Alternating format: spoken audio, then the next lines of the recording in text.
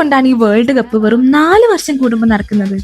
ഈ 4 വർഷം കൂടുമ്പോൾ നടക്കുന്നതുകൊണ്ട് തന്നെയാണോ ഇതിന് ഇത്രയും വാല്യൂ? നമ്മൾ വിചാരിക്കും ഫിഫന്റെ കയ്യിൽ വേണ്ടത്ര പൈസ ഇല്ലാത്തത് കൊണ്ടാണ് ഇവർ ഈ ഒരു ഗ്യാപ്പ് എടുക്കുന്നത്. പക്ഷെ അല്ല, ഫിഫന്റെ കയ്യിൽ ഒരുപാട് പണമുണ്ട്. ഇതിന്റെ ബാക്കിൽ ഒരു ബ്യൂട്ടിഫുൾ എക്കണോമിക്സ് ആണുള്ളത്, which is scarcity.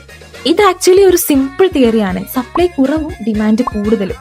World cup 4 വർഷം കൂടുമ്പോൾ മാത്രം നടക്കുന്നതുകൊണ്ട് ആളുകൾക്ക് ഈ ഒരു ടൂർണമെന്റിനോടുള്ള ആകാംക്ഷയും ആവേശവും ഒരു കാലത്തും കുറയുന്നില്ല. ഈ ഒരു 4 വർഷം മുഴുവൻ എല്ലാവരും ഈ ഒരു ഒറ്റ ദിവസത്തിനു വേണ്ടി കാത്തിരിക്കുകയാണ്. ഇത് കൂടാതെ മറ്റൊരു അടിപൊളി കാര്യവും കൂടിയുണ്ട്. ഒരു വേൾഡ് കപ്പ് കാണുന്ന ഒരു കുട്ടി അടുത്ത വേൾഡ് കപ്പ് ആവുന്ന സമയത്തേക്ക് ടീനേജർ ആയിട്ടുണ്ടാവും. ടീനേജറായ കുട്ടി അഡൾട്ട് ആയിട്ടുണ്ടാവും. ഈ ഒരു 4 വർഷത്തെ കാത്തിരിപ്പാണ് ഈ ഒരു ടൂർണമെന്റിന് ഇത്രയേറെ ബ്യൂട്ടിഫുൾ ആക്കുന്നത്.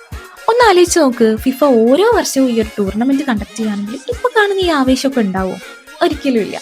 ചുരുക്കി പറഞ്ഞാൽ ഏതൊരു കാര്യത്തിന്റെയും മൂല്യം അഥവാ വാല്യൂ കൂടുന്നത് അതിന്റെ അവൈലബിലിറ്റി കുറയുമ്പോഴാണ്.